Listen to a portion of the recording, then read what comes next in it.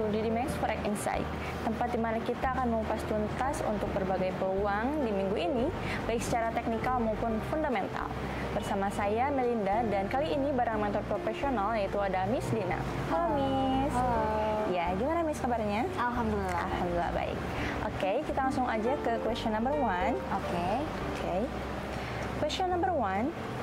Awal pekan ini banyak negara yang libur bank nih Miss, seperti Prancis, Jerman, Inggris, dan Swiss. Kira-kira bagaimana dampaknya terhadap pergerakan pasar di minggu ini?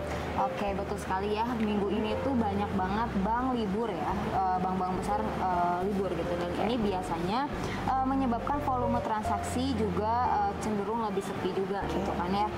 Nah, kondisi ini memicu dua hal sebetulnya. Yang pertama, pasarnya cenderung sideways. Yang kedua, itu bisa jadi justru volatilitasnya itu menjadi tidak stabil ya, karena likuiditasnya yang rendah kayak gitu. Nah, untuk para trader juga lebih baik disarankan itu jangan terlalu jangan terlalu memaksakan posisinya juga, dan harus pilih-pilih juga selektif untuk memilih entry posisinya kayak gitu kan. Dan terutama kalau misalkan nggak ada berita besar juga yang bisa menggerakkan harga pasar secara signifikan. Question number 2. Kemarin ada banyak rilis data flash PMI dari Eropa dan Inggris. Apa aja yang perlu kami perhatikan dari hasil data tersebut, Miss? Oke, yang paling mencolok itu adalah mayoritas data PMI dari zona Euro ya. Dan Inggris dirilis di bawah ekspektasi pasarnya. Nah, ini menandakan bahwa sektor manufaktur dan juga jasanya masih belum pulih gitu kan, masih belum bisa pulih. Dan misalnya juga flash manufacturing PMI gitu kan, Prancisnya itu berada di 47,9 gitu kan, dan di Inggris itu hanya 44 gitu kan ya, 44, jauh di bawah level 50 gitu kan. Dan ini sinyal bahwa sektor produksi itu sedang melemah. Nah, hal ini juga bisa memperburuk outlook perekonomian kawasan, dan juga biasanya akan menekan nilai tukar juga seperti euro dan juga pound sterling kayak gitu. Question number 3. Kalau kita bandingkan dengan data flash PMI dari Amerika Serikat yang juga keluar dari hari yang sama nih Miss, bagaimana perbandingannya? Data dari Amerika Serikat sebetulnya menurun dibandingkan data dari bulan sebelumnya, tapi masih cukup stabil kan untuk angkanya. Nah, flash service PMI masih berada di atas 50. Artinya sektor jasa itu masih produktif kayak gitu kan, masih produktif, masih ekspansif juga. Nah, ini membuat dolar Amerikanya itu tetap mempunyai dasar yang kuat di tengah ketidakpastian global kayak gitu kan. Nah, pasar melihat ini sebagai tanda bahwa perekonomian Amerika Serikat ini relatif lebih resilient ya. Jadi meskipun datanya nggak spektakuler seperti biasanya, nah USD juga masih tetap punya alasan untuk bertahan gitu kan, atau bahkan menguat terhadap mata uang lainnya yang ekonominya itu sekarang sedang lesu. Question number 4. Kamis dini hari tadi, Gubernur BOI Andre Wiley menyampaikan pidato. Apa poin penting dari pernyataan bagi pelaku pasar, khususnya trader GBP? Pidato Bailey ini tuh selalu menjadi pusat perhatian ya, karena memang dalam pidatonya itu mengandung kebijakan gitu kan, Inggris ke depannya apakah nanti akan ada kenaikan suku bunga ataupun tidak kayak gitu kan. Itu bisa memberikan sinyal juga bagi para trader. Nah, lalu di tengah data-data ekonomi Inggris yang mulai melambat juga kayak gitu kan, pasar tentu mencari signal atau petunjuk gitu kan ya, apakah BOI akan segera melonggarkan kebijakan moneternya atau enggak. Nah, kalau misalkan Bailey menunjukkan kekhawatiran gitu kan terhadap pertumbuhan ekonominya, maka GBP itu bisa makin tertekan atau pound sterling itu bisa makin tertekan kayak gitu kan ya. Tapi kalau misalkan nanti beliau tetap fokus pada inflasi dan juga bersikap hawkish gitu kan, nah ini bisa membantu GBP untuk bertahan ataupun bisa rebound sementara kayak gitu.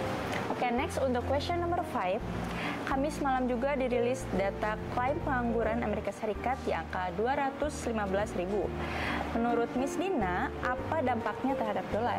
Oke, data tersebut menunjukkan bahwa pasar tenaga kerja Amerika itu masih dalam keadaan yang cukup solid gitu ya.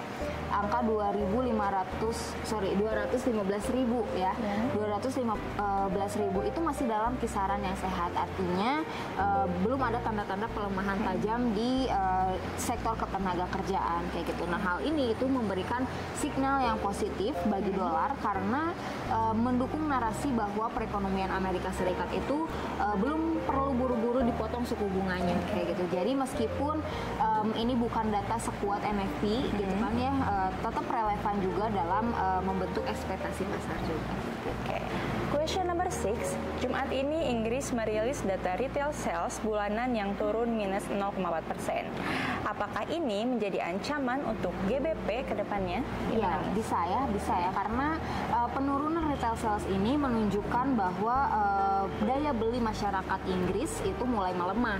Dan ini tentu saja gitu kan berdampak bagi para pertumbuhan ekonomi secara umumnya kayak gitu. Nah, jika tren ini terus berlangsung, maka bisa mendorong BOE atau Bank of England untuk melonggarkan kebijakan moneternya itu lebih awal kayak gitu. Nah, dari sudut pandang pasar ini tuh bisa menjadi menambah tekanan lagi gitu kan bagi GBP gitu kan. Nah, terutama kalau misalkan data-datanya juga menunjukkan pelemahan gitu. Question number 7, sore nanti Ketua SNB dijadwalkan memberi pernyataan nih. Seberapa besar pengaruh pidato ini terhadap pergerakan CHF, Miss? Oke, nah ini sangat berpengaruh ya, Kak Melinda gitu kan ya, karena memang pasar itu selalu mencari signal gitu kan, apakah nanti Swiss National Bank-nya itu akan tetap mempertahankan kebijakan moneternya atau enggak, kayak gitu. Akan mempertahankan kebijakannya lebih ketat lagi atau malah bisa melonggarkan gitu. Nah, jika chairman-nya memberikan pernyataan yang hawkish gitu kan, maka CHF ini bisa menguat sebagai aset safe haven kayak gitu kan. Nah, tapi kalau misalkan nada pidatonya itu cenderung dovish, maka fokus pada resiko perlambatan global dan juga CHF ini bisa melemah karena ekspektasi suku bunga rendah akan kembali mendominasinya lagi. Nah, last question. Dan malam ini juga Kanada merilis data core retail sales dan retail sales yang keduanya menunjukkan stagnasi atau kontraksi nih, Miss. Bagaimana Miss Dina melihat dampaknya terhadap CAD? Data ini sebetulnya cukup negatif untuk Canadian dollar kayak gitu kan. Retail sales yang stagnan dan juga menurun menunjukkan adanya tekanan pada konsumsi domestik kayak gitu. Nah, dalam konteks ekonomi Kanada, ini tuh bisa memicu kekhawatiran pasar gitu kan terhadap prospek pertumbuhan dan juga membuat ekspektasi pelonggaran moneternya itu lebih meningkat lagi. Nah, ditambah jika harga minyaknya nanti itu juga tidak mendukung gitu kan. Nah, Canadian dollar itu bisa mengalami tekanan yang ganda gitu kan. Nah, jadi ini tuh bisa menjadi peringatan juga bagi para trader untuk lebih hati-hati juga kalau misalkan lagi open posisi di Canadian dollar atau pair yang melibatkan Canadian dollar kayak gitu. Nah, itu dia beberapa data-data penting yang sudah kita sampaikan yang memang perlu diperhatikan oleh para trader di luar sana. So, jangan lupa untuk tetap like, komen, dan share agar kalian gak ketinggalan untuk episode-episode berikutnya di Didimes Forex Insight ini. Bersama saya Melinda dan saya Dina. Sampai jumpa berikutnya. Bye-bye.